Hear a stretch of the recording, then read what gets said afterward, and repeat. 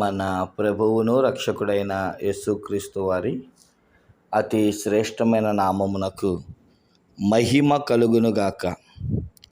అనుదిన మన్నా అను ఆధ్యాత్మిక ప్రతి ఉదయకాల క్రైస్తవ వర్తమానాల శీర్షికను రేయి మొదటి జామునే మీకు అందించడానికి దేవుడు నాకు ఇస్తున్న మహాకృపను బట్టి మొదట త్రితదేవునికి నా హృదయపూర్వక వందనాలు. అలాగే లైక్, షేర్, సబ్స్క్రైబ్ చేస్తున్న శ్రోతలకు కూడా నా హృదయపూర్వక ధన్యవాదాలు.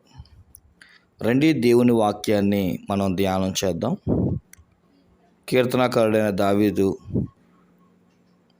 రాసిన 109వ కీర్తన 3వ వచనాన్ని చదువుకుందాం. కీర్తనల గ్రంథం 109వ కీర్తన 3వ వచనం. నన్ను చుట్టుకొని నా మీద ద్వేషపు మాటలాడుచున్నారు, నిర్నిమిత్తముగా నాతో పోరాడుచున్నారు.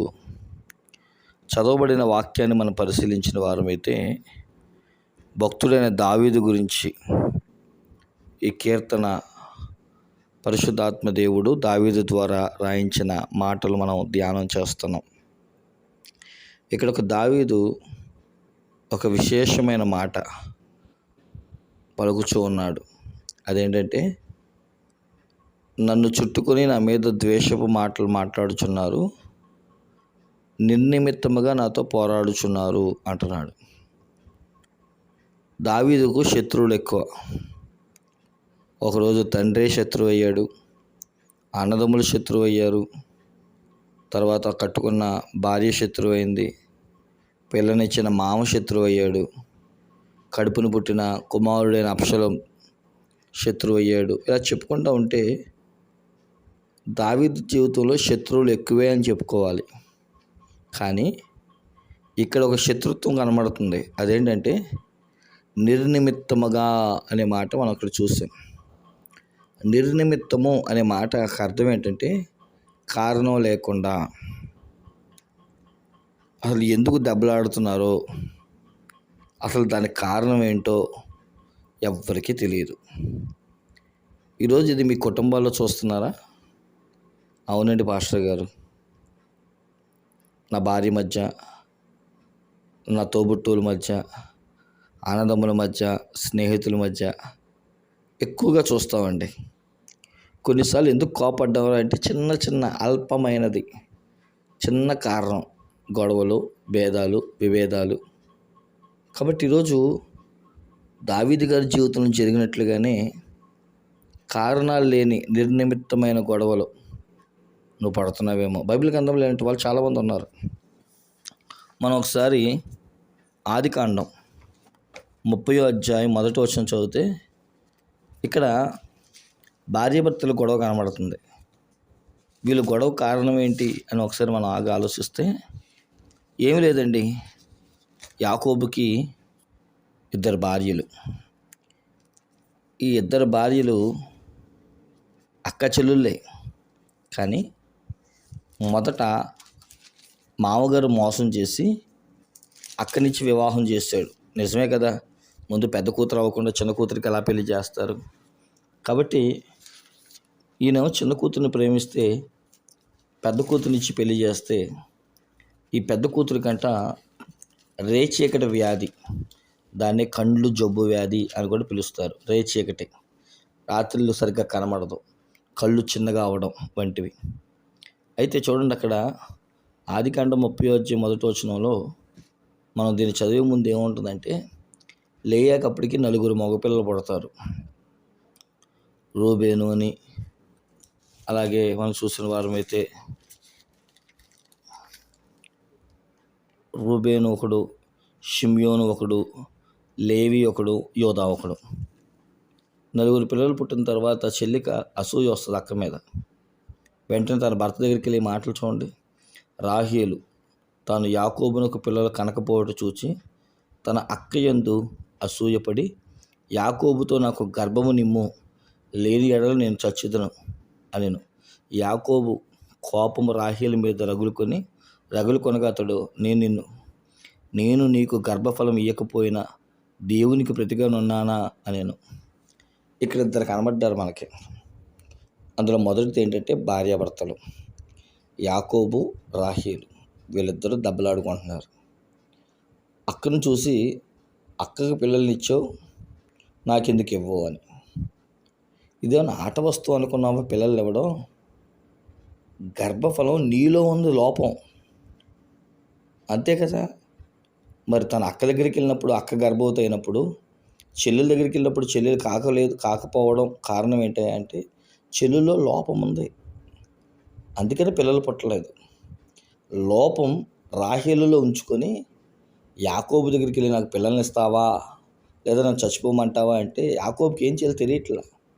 లోపం నీలో పెట్టుకొని నా మీద పడి పిల్లలు నువ్వు అని అంటే నేను ఎక్కడి నుంచి తెచ్చిపెట్టించేది? సరే, నాకు బలహీనత అంటే ఇదిగో మీ అక్కకి 4 సంతానం నా ద్వారా. మరి ఎందుకు గొడవ పడుతున్నావు? నేను చేస్తానని ఎందుకు అంటున్నావు? కొన్నిసార్లు అసలు ఏం మాట్లాడుతున్నామా, అసలు ఎందుకు మాట్లాడుతున్నామా అని తెలియదు. అందుకని భక్తుని దావీదు అంటాడు, నిర్నిమిత్తంగా గొడవ పడుతున్నారు. ఇక్కడ భార్యాభర్తలు గొడవ, నువ్వు నాకు బిడ్డను ఇస్తావు. యాకోబు అంటాడుగా, నేను దేవుడినా ఇవ్వడానికి? దేవుడినా నేనేమైనా? ఇక రెండోది మనం చూస్తే అక్కడే చదువుకున్న 30వ అధ్యాయంలో అక్క యందు అసూయపడింది. అసలు అసూయపడాల్సింది ఎవరు? అక్క కదా. ఎందుకంటే ప్రేమించిందేమో చెల్లిని, పెళ్లి చేసిందేమో అక్కనే. నన్ను మోసం చేశారు అని లేయ దేవుడి దగ్గరికి వెళ్ళి మొరపెట్టాలి. అయ్యా ఏంటి ప్రభు నన్ను మోసం చేశారు? ఎందుకంటే 29వ అధ్యాయం చివరి వచనంలో మనం ఆ మాట ఉంటుంది, లేయ ద్వేషించబడుట దేవుడు చూచినని. చూడండి, ఆమె మరలా గర్భవతి కుమారుని కని ఈసారి యెహోవాను స్తుతించదని అనుకుని యోధా అని పేరు పెట్టును. ఒకసారి మనం ఆదికాండం 29:31 చదువుతాం. 31. లేయ ద్వేషించబడుట యెహోవా చూచి ఆమె గర్భము తెరిచెను. లేయ ఏమవుతుంది? ద్వేషించబడుతుంది. అప్పుడు లేయ అనాలి కదా, నా చెల్లి యందు నేను అసూయ పడుతున్నాను, నా భర్త ఏమో పద్దాక నా చెల్లి అని చెప్పి రాహేలు వెనకాల తిరుగుతున్నాడని తాను అసూయ పడాలి. కానీ ఇక్కడ అసూయపడేది ఎవరు ఏంటి? రాహేలు. అక్క చెల్లెల మధ్య గొడవ ఇది. ఇందాక భార్యాభర్తల మధ్య గొడవ ఏంటి? ఎందుకు?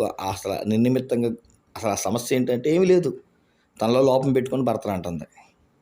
ఇక రెండోది మనం చూసిన వారం అయితే ద్వేషించబడుతుంది లేయ, కానీ రాహేలు ఏమంటుందంటే అక్క యందు అసూయ పడుతుంది.